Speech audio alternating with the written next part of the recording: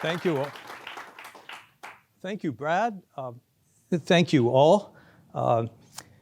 It's a delight to be here. This lecture, I think, was postponed twice, right? Because of the pandemic. It took us almost, come on, there are a couple seats up in the front as well as a few on the sides. I'd love for you guys to fill this gap in the front. I know, you don't want to. I'm honored, deeply honored, to be chosen as an IHS Distinguished Fellow, much less one of the inaugural Distinguished Fellows, and to have the opportunity to speak with you all today about some of my own work and thinking. I've had the privilege of being associated with IHS's program since the late 1990s, before I'm guessing maybe even some of you were born, when I had the indelible experience of collaborating with Alan Charles Kors as a regular speaker for the IHS College Editors Conference. Brad Jackson has helped support my proselytizing on behalf of campus free speech at universities around the country. Emily Chamley-Wright donated an important concept, that of contestation, to my book, The Constitution of Knowledge. Mike Tolhurst, first at Koch and then at IHS, marshaled support from my work, read drafts, gave valuable comments and edits. My book could not have been what it is without your help. So thank you, one and all. Given your distinction, I'm presumptuous to stand before you today as a lecturer, but why not lean into my presumptuousness? I presume to use this lecture as an opportunity to paint a picture of how my own thinking about liberalism, our greatest social innovation, ruled by rules instead of rulers, has evolved over 30 years. I've written much on the strengths and vulnerabilities of liberalism in two different areas, the political and the epistemic. Today gives me a chance to reflect on how they have related to each other in my own work and how my perspective on them has shifted. I hope by foregrounding my intellectual journey, not merely to be narcissistic, though there is that, but to capture something of the history which liberalism has lived through since the Reagan Revolution, a period of triumph over one set of challenges only to be ambushed by another, ones which, I will argue, classical liberal thinking has not kept pace with. I'll start the story in 1989. I'm a journalist working for National Journal, a super elite policy magazine in Washington, where I write about Congress, the economy, and my personal favorite, agriculture. And I've just published my first Atlantic cover story about the deficit. Mikhail Gorbachev is the leader of the Soviet Union. The Cold War is winding down. Frank Fukuyama publishes a landmark article, The End of History, which takes the world by storm. In it, Fukuyama argues, not that history will literally end or that major conflicts and transformative developments will cease to happen. Rather, he says that economic and political liberalism has defeated all rivals as a model for social organization, and no new rivals are in prospect. Quote, the triumph of the West, of the Western idea, is evident in the total exhaustion of viable systematic alternatives to Western liberalism, he writes. Marxism failed. Fascism failed. Theocracy failed. None can produce the miracles of social organization, the blessings of freedom, and the relief from warfare which liberalism has provided. None can show a plausible pathway to social success, even in principle. I summarize loosely, so forgive me, Frank.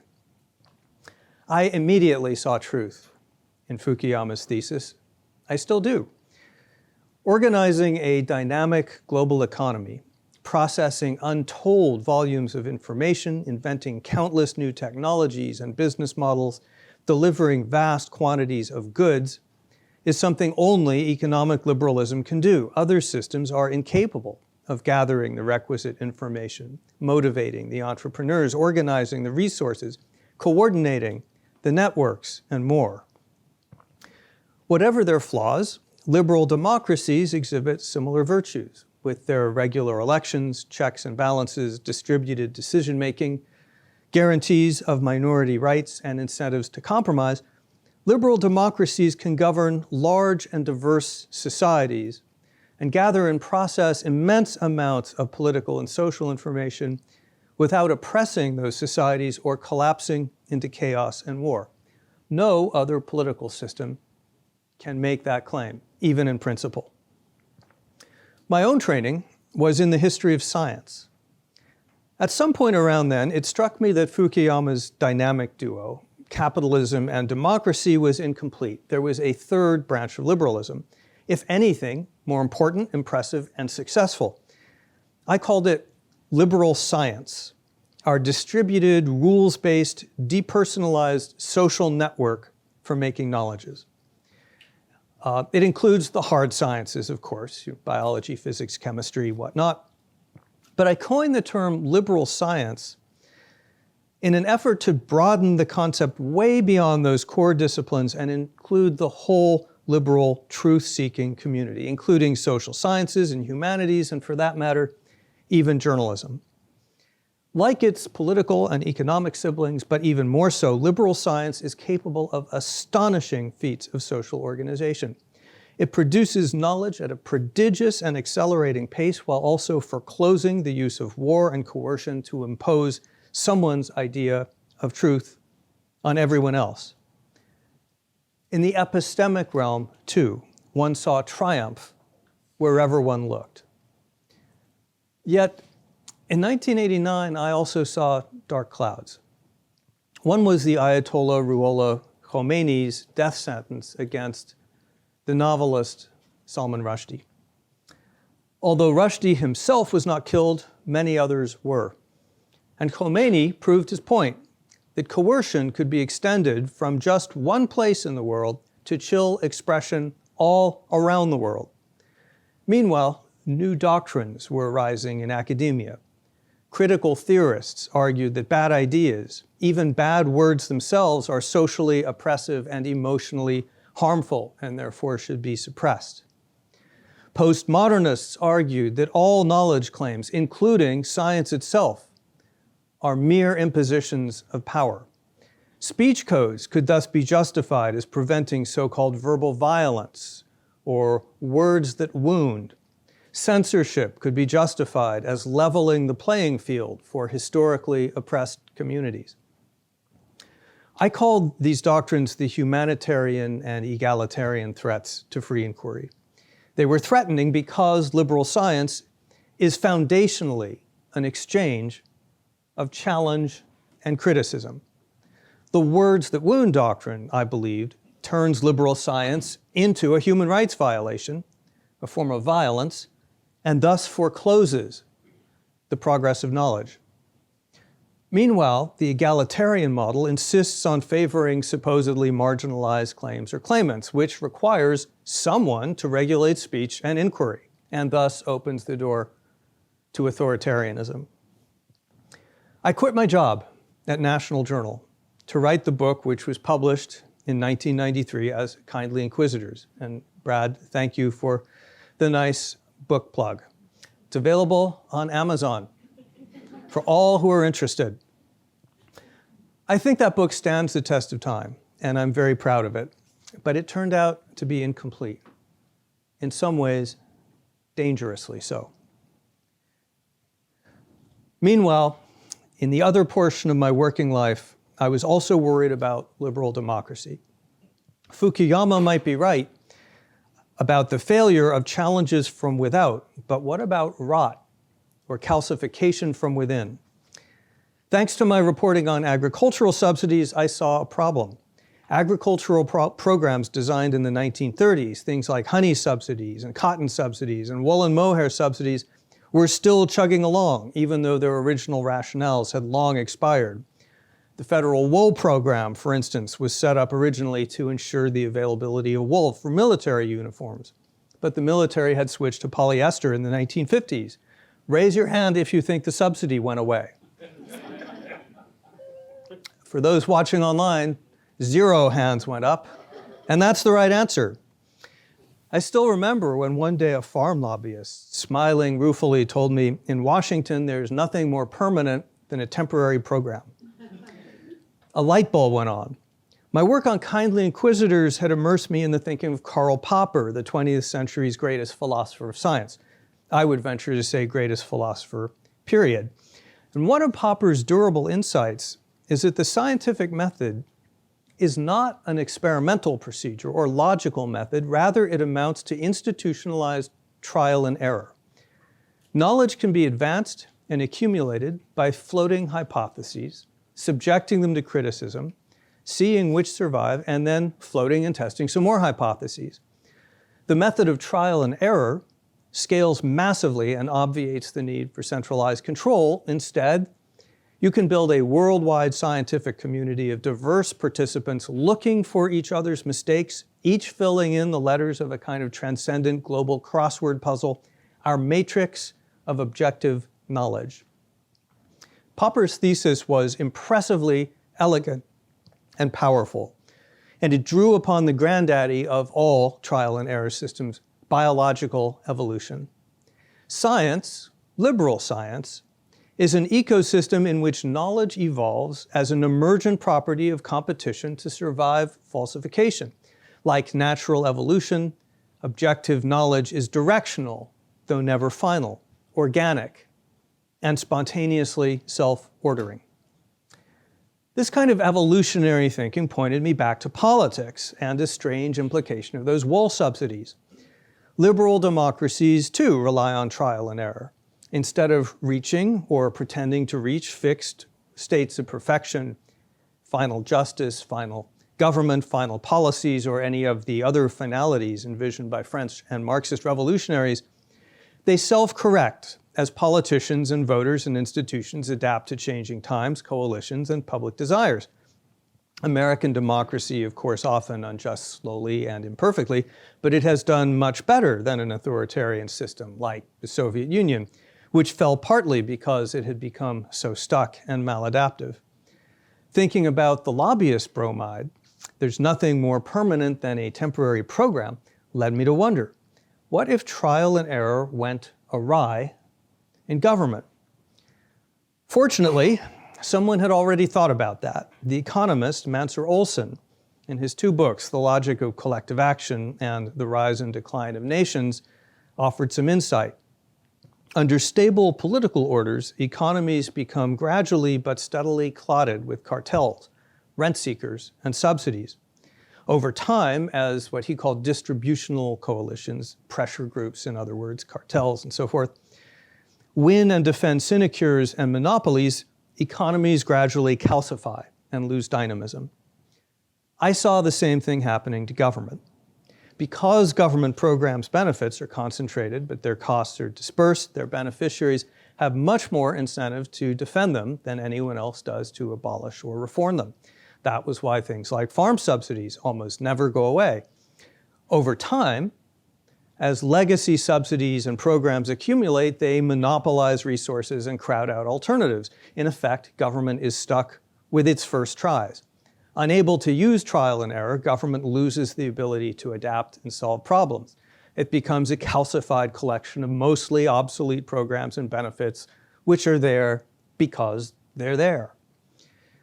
Thus inspired by evolutionary thinking on two fronts, I published two books, Kindly Inquisitors in 1993 and Demosclerosis in 1994. Although quite different, both emphasize the centrality of trial and error in government and science. Both adopted evolutionary models. Both warned of forces which would corrupt and calcify liberalism by disabling or politicizing the method of trial and error.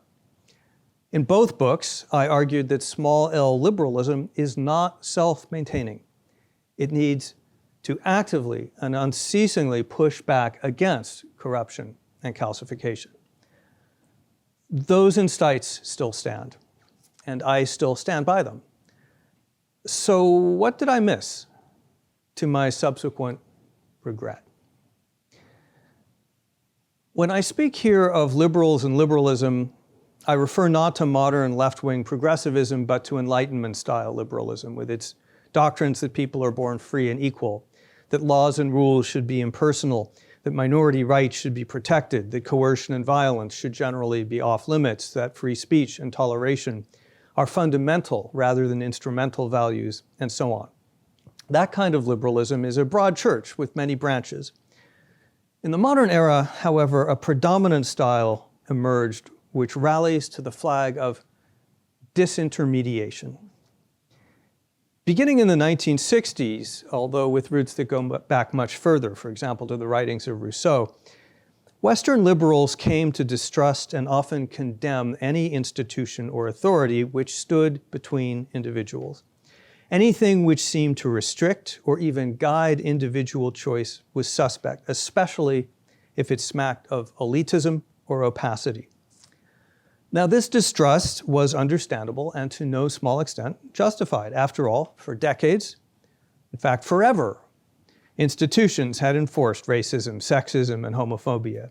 Intermediaries had engaged in cronyism and self-dealing. Authority had abused power and enforced conformity. As Yuval Levin notes in his important book, A Time to Build, a correction toward individualism and liberation was well in order. As a homosexual born in 1960, I can attest to that from painful personal experience. I am grateful every day for the activists and social pioneers like Frank Kameny, who made it possible for me and my husband, who's here today, to live in your midst as our true selves and as your equals. But, as Levin also notes, the correction went beyond merely correcting. It became something more like an ideological hostility to intermediation and the institutions that intermediate. After all, institutions such as party organizations and unions and major media and universities have been so strong for so long that it became easy to take them for granted, seeing their shortcomings while forgetting their virtues. Often, we forgot why they were there in the first place. Who, for example, needed political parties? They were dinosaurs, remnants of an earlier, less enlightened age. They engaged in obsolete practices like letting party apparatchiks select presidential nominees in smoke-filled rooms. Dismayed by the outcome in 1968 when Hubert Humphrey won the Democratic presidential nomination without entering a single primary, reformers swept away party insiders' gatekeeping function, replacing it with direct plebiscite. So seemingly self-evident was the principle that people should choose party nominees that the Republicans hastily followed the Democrats' example without even giving the matter serious thought. What could go wrong? Well, for Democrats, the answer quickly came in the form of the disaster of the nomination and rout of George McGovern in 1972. After that, for a while, party insiders were able to claw back some of their gatekeeping power through the informal system of influence, known as the so-called invisible primary. But in 2016, a man named Donald Trump, a demagogic renegade who is not in any meaningful sense a Republican, swept past all remaining barriers to capture the party and the presidency.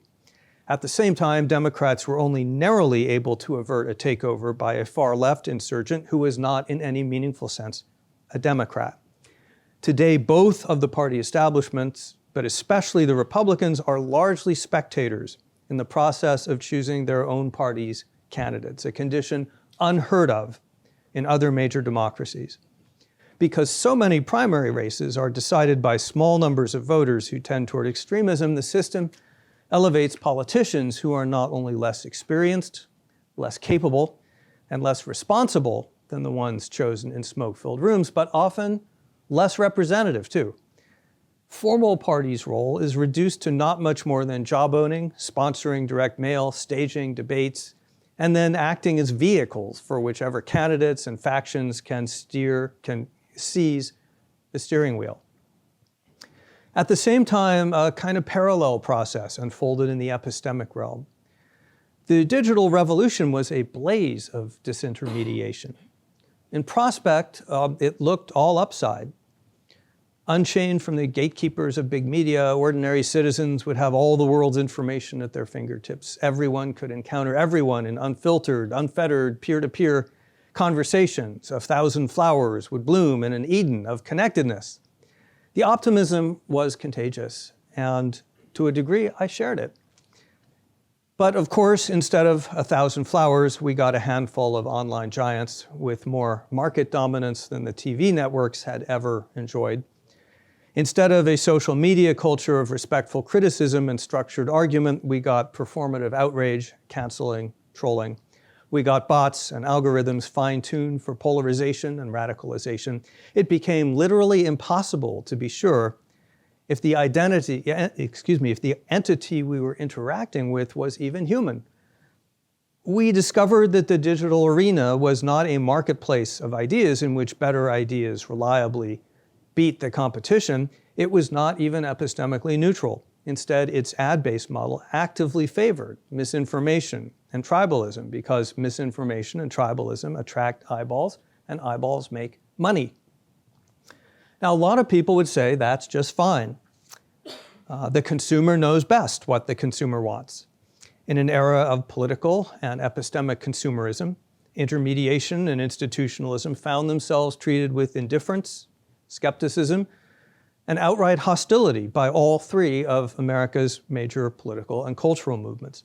Progressives saw intermediaries as obstacles to participation, self-expression, and emancipation. They looked at CBS News and political parties and saw conformism and corruption. Conservatives saw intermediaries as captured by special interests and the cultural left. They looked at CBS News and political parties and saw an establishment that drove taxes up and family values down. Libertarians looked at CBS News and political parties and saw them as cartels that distorted competition and restricted choice. And so, in many ways, and for many reasons, America set about disintermediating wherever disintermediation was possible. Mediating institutions like the parties and mainstream media and unions and civic groups emerged damaged and in some cases dysfunctional. Even religion became consumeristic, a shopper's paradise. Let me emphasize, I do not oppose or condemn all of those changes. The last thing I would want to do is go back to the world where I was a pariah. The problem, as I see it, is not that America did some valuable disintermediating, but that too often it lost touch with the need for intermediation to begin with. So let's ask, why intermediate? Why aren't consumerism, competition, and choice enough? There's a one-word answer to that question: humans. Plato, in the Republic, begins that great work of philosophy by warning that an amoral person with power and insufficient accountability will use that power to abuse and oppress others. Hobbes, in Leviathan, warns that an unstructured, unconstrained environment, humans wind up at war and life will be nasty, brutish, and short. Adam Smith understood that greed and self-interest are foundational human motivators, although of course not the only ones. America's founders warned that civic virtue is never to be taken for granted and that popular impulses need to be cooled, channeled, and restrained. Those luminaries all understood that the temptations of sociopathy, of self-interested and antisocial behavior, lurk within all of us. They understood that tribalism, domination, and violence are deep human impulses. They understood that cognition is susceptible to all kinds of biases and deceptions and distortions, and that certainty, intelligence, and good intentions provide no surety at all. Thus, all of those thinkers set about their own versions of the same task, engineering social environments which would deter sociopathy, incentivize cooperation, and force us to check our beliefs and biases against others. To paraphrase Jonathan Haidt, the social psychologist, liberalism only works if you get a lot of social and legal settings right. It operates only within a surprisingly narrow band of rules, values, and institutions. And who does the work of identifying, refining, maintaining, and propagating those settings? All of us, of course, to some extent, but especially institutions and intermediaries. Consider, as an important example, the work done by political party organizations when they function as intended. They block sociopathy, for instance, by blocking a renegade presidential run by the racist and authoritarian Henry Ford in the 1920s, and by blocking George Wallace's renegade Democratic bid in 1976. They organize collective effort by brokering compromises and building coalitions among diverse interests and factions, something individual voters inherently cannot do in the voting booth. They teach values by acculturating youths and immigrants, for example, in the ways of politics. One writer has characterized the old party machines of 100 years ago as schools for politics. They would meet the immigrants on the dock, tell them which political party they were expected to join, and then show them the ropes. They recruit and train competent politicians, tapping promising candidates, clearing pathways for them, funding and teaching them and promoting them through a succession of offices until they are well enough tested for loyalty and competence to be promoted to the highest office of all. And contrary to popular belief, party organizations, when they functioned, did not impede individuals, but rather effectuated them. They organized the machines and networks in which rank-and-file partisans could participate during the 729 days between elections. You could become a ward healer, march in a torchlight parade, volunteer in the local Democratic or Republican club. Into old age, even on his bad knees, my Uncle Joe religiously got himself to the local Democratic club. And although he was only a retired garment worker, a member of Congress and a handful of New York City party dignitaries came to his funeral. Yes, of course, parties and machines of yore could be abusive. They needed some reform, of course. But there was a baby in there with the bathwater. Today, those energetic and empowered political parties live only in history textbooks. Participation amounts to voting once every couple of years and maybe giving some money. The parties are primarily brands, not institutions. A few people may volunteer for a candidate or get involved in a partisan cause, but the large majority tune into politics only on election day or not at all. It's a thin kind of political life. Twitter is no substitute for face-to-face engagement with others through intermediaries. Human intermediaries, I might add. Algorithmic intermediation, through which we participate by clicking on links displayed to us by frequently sociopathic software, is no substitute. We, I include myself, thought of intermediaries as disempowering. But if we operate as consumeristic individuals within a bureaucratized society without healthy intermediaries like parties and unions and churches, what exactly can we do to influence the larger society around us? The answer turns out to be not all that much, and people turn out to be not happy with that answer. That's what, in hindsight, I missed. And something else, too. I understood in the 1990s that liberalism depends on some pretty complicated rules, but I figured that once those rules had taken root, we would be in like Flynn, unless we met with some sort of catastrophe. By the turn of the century, however, it was already clear that I had missed something important. We were already seeing the costs of neglecting our mediating institutions. In 2000, Robert Putnam published his influential book, Bowling Alone, The Collapse and Revival of American Community, which was based on a 1995 essay, also called Bowling Alone. He found a surprising and sharp decline in many forms of face-to-face participation. Membership and volunteering had declined in everything from religious groups and labor unions to parent-teacher associations and fraternal organizations.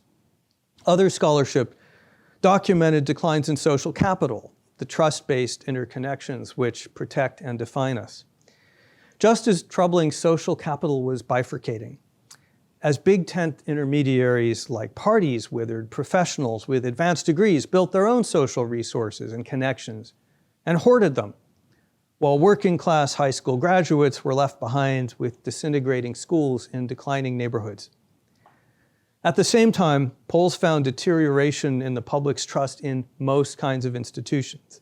Scholars like Fukuyama himself in his 1996 book Trust and other writings noticed that the United States was starting to look less like a high-trust, low-friction society akin to Scandinavia and more like the low-trust, high-friction societies of the developing world. For me, a harsh wake-up call came in 2003 from an unexpected quarter. I think we all recall, at least those who are old enough, what was supposed to happen when the United States invaded Iraq. Saddam Hussein had suppressed civil society, but Iraq was a middle-income country with an educated population, a substantially secularized culture, and a well-developed bureaucracy. With Saddam Hussein's foot off its windpipe, Iraqi civil society would reinflate. Hiccups were inevitable, but Iraq seemed a promising platform for democratic transformation. With America's friendly nudge, liberation would blossom into liberalism. Well, you all know how that worked out. I still recall a Washington Post article about the Hobbesian chaos of post-war Iraq. US troops had converted a vacant lot in Baghdad into a soccer pitch for local kids, only to find the site vandalized and stripped overnight. One bewildered US soldier said, "They looted dirt. What kind of people loot dirt?" Elsewhere, the hopeful rush of democratization of the 1990s gave way to what Larry Diamond calls the democratic recession. Recall the euphoria of the early Yeltsin years when Russia seemed destined to join the community of normal democratic countries, only to be followed by the authoritarianism, corruption, and cynicism of Putinism.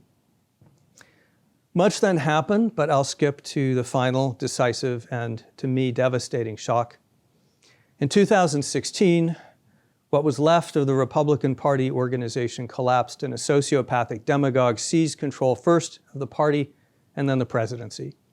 Casting aside norms left and right, he proceeded to launch a systematic campaign of Russian-style disinformation against his own country, to subvert the administration of justice, to disregard and violate his oath.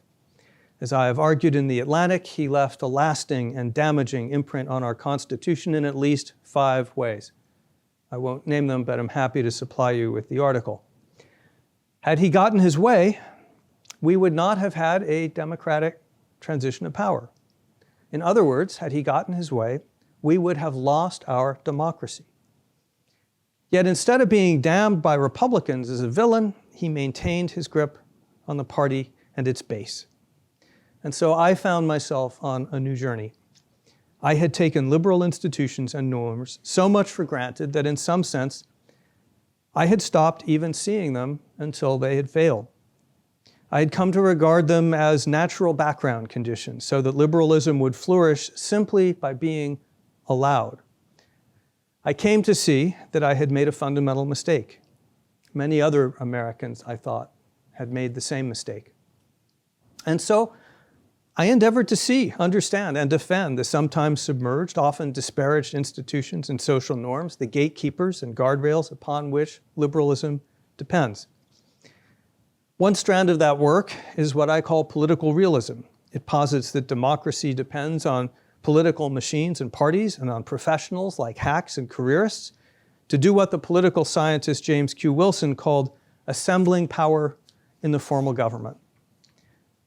Generations of reformers had worked to reform political middlemen out of existence. The result was exactly what had been foreseen by realist political thinkers from Machiavelli to James Q. Wilson, Daniel Patrick Moynihan, Edward Banfield, and Nelson Polsby. Chaos. You'll find my ideas about political realism spelled out in a cluster of articles and papers. The first one to read, if you're curious, is Political Realism: How Hacks, Machines, Big Money, and Backroom Deals Can Strengthen American Democracy. Then if you're still hungry for more, you can read work I've done with co-authors on strengthening state party organizations, on reintroducing professional vetting into the nomination process, on the dangers of outsourcing the recruitment of political candidates to activist groups and special interests. You'll find a frame of mind alien to the so-called political reform community, but robustly represented among academic political scientists, which is skeptical of today's chicken soup prescriptions for political reform, namely ever more direct participation and ever more individual choice and ever more transparency. In other words, ever less intermediation.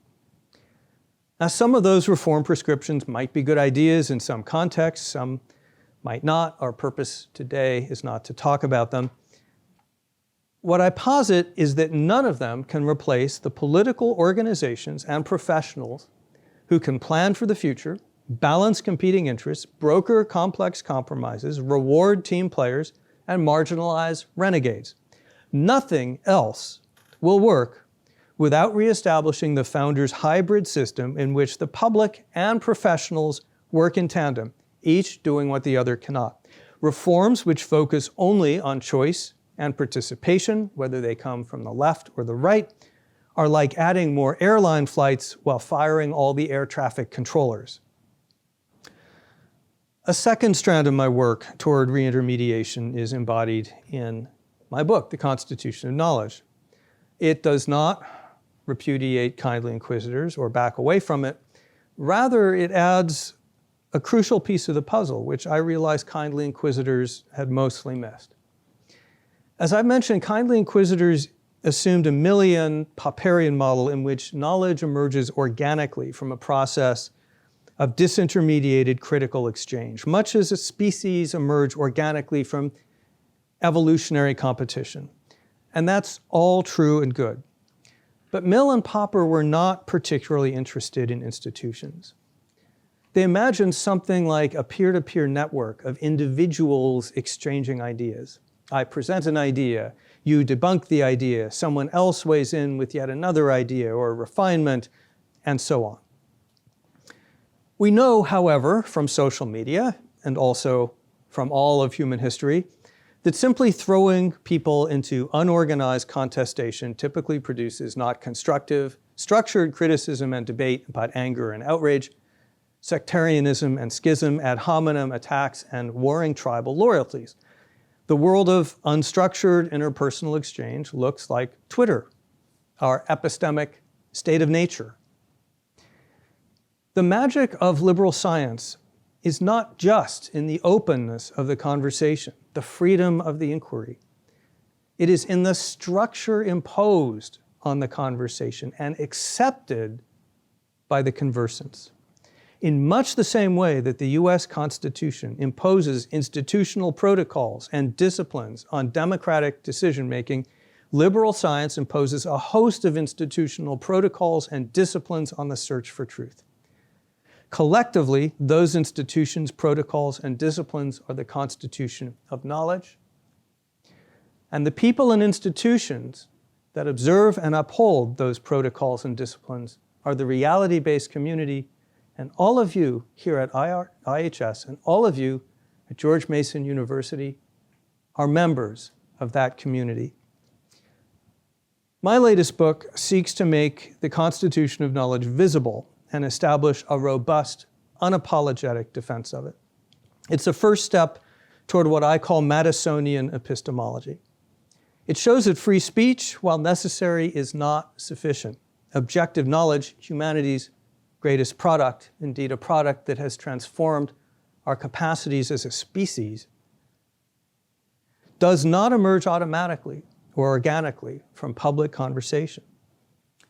It's the product of a built regime of interlocking rules and institutions set up like Madison's US Constitution to channel conflict into cooperation, to replace coercion with compromise and violence with persuasion, and to protect against both tyranny and chaos. My message, in a nutshell, it's not just a marketplace of ideas. It's a constitution of knowledge. See it, understand it, defend it. The book is full of specifics on threats and defenses. I won't rehash those here. We can discuss those in the conversation. I also won't rehash the words I've written on the need to reappreciate and revitalize the organizing and intermediating structures of politics, especially by removing both regulatory and attitudinal obstacles to political parties and to the types of political parties that can possess institutional will and agency. It's crazy that you'll bump up against absurdly low contribution limits if you want to donate money to a political party for electioneering on behalf of its own candidate, while there are no limits at all if you want to give to a super PAC that is accountable to no one. It's nutty that a national political party has to open its presidential debate stages to amateurs like a self-help guru and a pizza entrepreneur who are there only to build their personal brands. It's bizarre that parties should be considered abusive and unfair if they endorse party loyalists over anti-party opportunists. And there are other opportunities to rethink and reinstitute intermediation. In Congress, there's a movement now to restore what's called regular order, in which committees are re-empowered to do the institutional work for which they're designed, gathering information, building coalitions among and between parties, and developing gradually, incrementally, legislation for considering by the body as a whole. Others are reconsidering the idea of transparency everywhere and throughout the institution. It turns out, not surprisingly, that when people are under the Klieg lights of TV cameras and the internets, it's much more difficult for them to speak candidly and make a deal. I could go on. The big picture, though, is that walking back 50 plus years of dogmatic and determined disintermediation will be difficult. I won't recite a policy laundry list here. Instead, I'll leave you with a plea. Classical liberals have done brilliant work understanding and explaining the value of freedom. But partly as a result, we, are behind the curve in understanding and explaining the value of institutional mediation. Too often, in fact, they say freedom and intermediation as incompatible. The opposite is true. Getting intermediation right is liberalism's secret sauce. It was Madison's breakthrough. My plea to classical liberals is this: think less about spontaneous order and more about ordered spontaneity. Think about institutions less as constricting individuals and more as enabling them. Think about career politicians less as obstacles to democratic decision-making and more as necessary partners in the complex process of governing. Think less about denigrating intermediation and more about rebuilding it. In those ways, and others, tilt away from Mill and toward Madison. Both are great and indispensable liberal thinkers. They need each other, and we liberals need them both. Thank you.